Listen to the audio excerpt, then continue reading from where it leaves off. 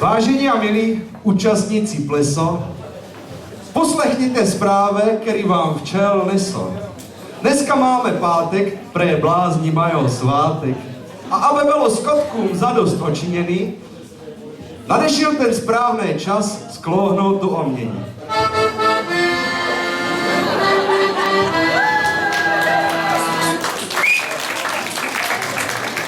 Vězte, že ozdříte po chvílce pohádko o malé Karkulce.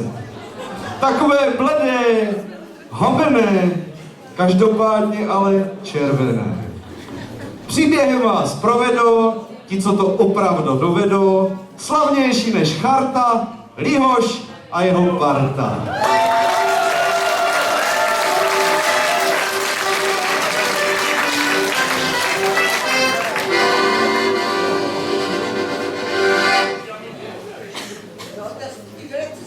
V maločké chaloupce na konco dědine bévala paň máma na úrovni spodine.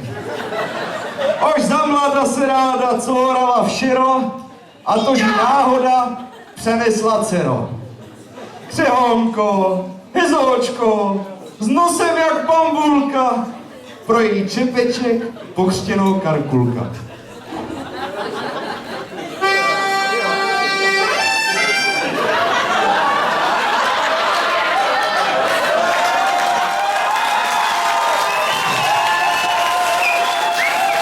Děvčito bylo velice hodný, pro život modelke skutečně vhodný.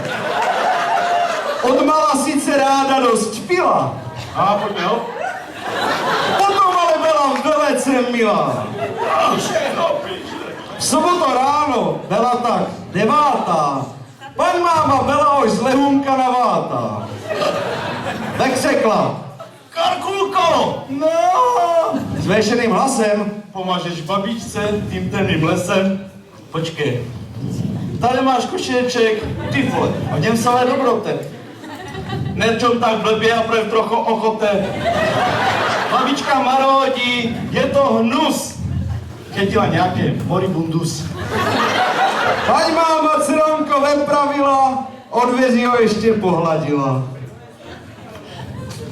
Běž rovnou, Karkulko, a neseme na kameň. S vlkem na prdele, zkazíš si celý den.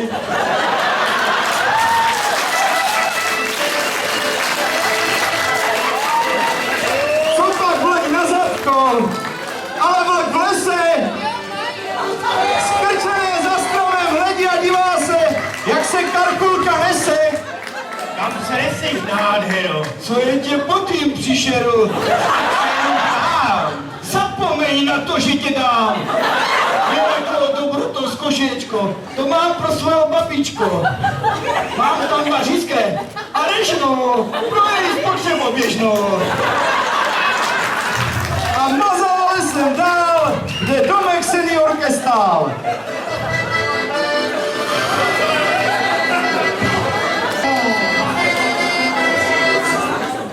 Vlk byl ale rychlejší a přeskákal kovce, než by si spak nadál dokal na chaloupce. Babičko, otevře, to jsem já, Karkulka, s košíčkem dobrot, ano, jsem jak bambulka. Bába je stará a hlochá jak poleno, prolezlá revmo a tvrdá jak vemeno. Vlk teda zatlačil na dveře s vidinou lacené večeře. Skočil k ní do lůžka a strhla se Vítka, skončila v klamě jak přestárlá slípka. Vlk potom zalezl pod její dochno, trošku si veděsel, kdež cítil to pochno.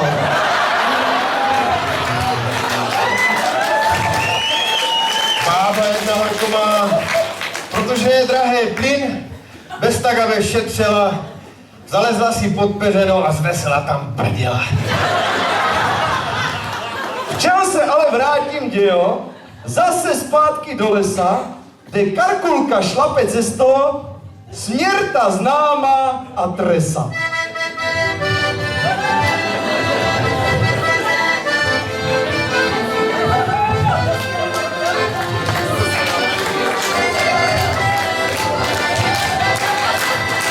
Její kyselný nohe a kvalitní pohorke.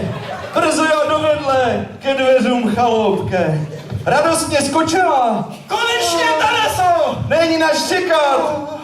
A zaťokala. Babičko, to jsou já, Kalouka, s košíčkem dobrot a nosím jak bambulka. Z chaloupky ale slyší jenom hékání. Bude bába tolik špatná, nebo je to šolstání? Pomalo teda otvírá dvírka, tak aby byla tam malinká škvírka. Hledí na babičko, zalezlo v peřenách. Co pak se tě přehodilo? Měla jsem o tebe strach. Když se na něho zahledí, něco jí ale furt nesedí.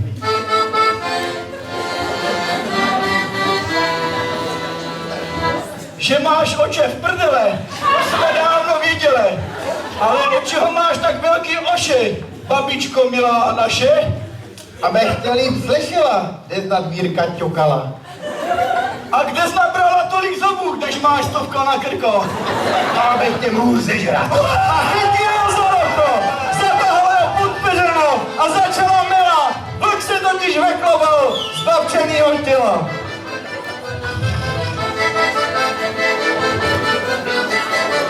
Než to děvče zjistilo, bylo ale pozdě.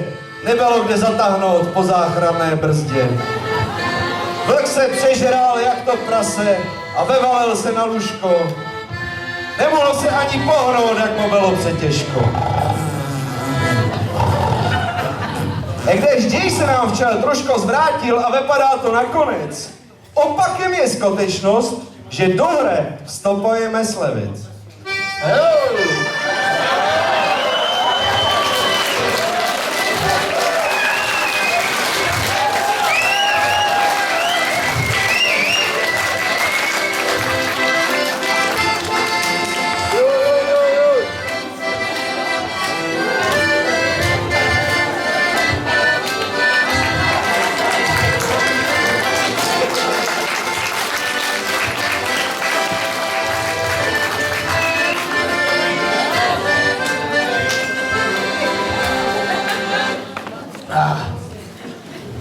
Postava. Ač co do schodku kladná, že spoustu vad a nešvaru. Zkrachovala existenca, odkojená z nezdaru. Seděl v lese a přemýšlel, jak je život v prdele. Když se štěstí postrácí, jak v děuravé kabele. Prožene si hlavou kolo, nebaví ho tady žet. 50 let na světě a neukosel souložet. Než to ale zabalím, dám babce ještě s bohem. Vždycky byla na blízko a pomohla se zelenou a rumem. Jo! Už byl kousek od chalope, když oslešel to chrápání. Jsem tam brk a nadechnutí a zas jaký se hékání. Když pak vlezl do kocheně, hruzo na smrt zapomněl. Duško bábe nažranýho, vlka ležet oviděl. A stal jistá, bábo. Nožem morošvíl cemr, hluboko až na střeva. Nový přešlo ve děšení z následného objeva. Pro dramatičnost situace hraje Lukáš Mikulka. Z vlka totiž vytahl spocený nátělník, hasičský koš, přemrzlá minerálka, to je špica od hasiča, igelitka ne, to je od nějaké kofol, to na zkoušce nebylo. Bruslán! Co ten vlk všecko nezežere, no a pingponga, samozřejmě. Hasičská helma, tak bude kousek zbytek hasiča. A košíček, co měla chodera nebožka Karkulka. A nakonec střeva, který svět nežral. A v nich zakousla babička a Karkulka. Všetci byli to šťastní, že z břocha se ven dostali.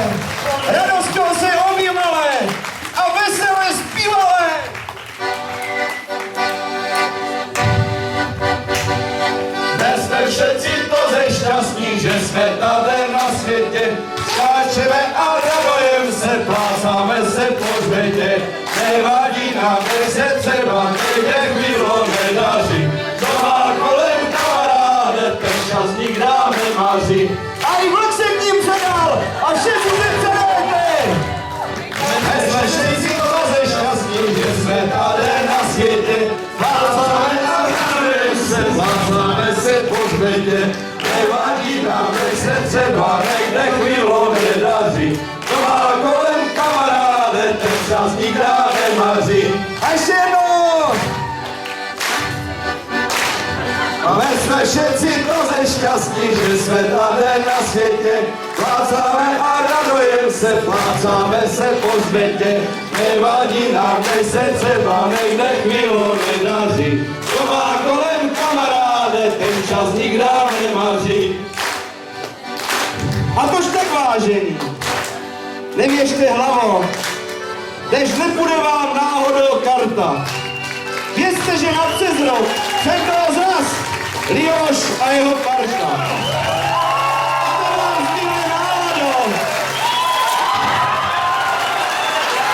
A to vám zbývá náladou. A to ze předko a aj ze zadu. Nicméně pro letošek se přeci loučíme a na rok se na vás zas těšíme. Já bych nezapomněl za to naše zadání. Pokud se vám líbilo, čekáme na čtvrtko pozvání. Můžeme už za chvíli.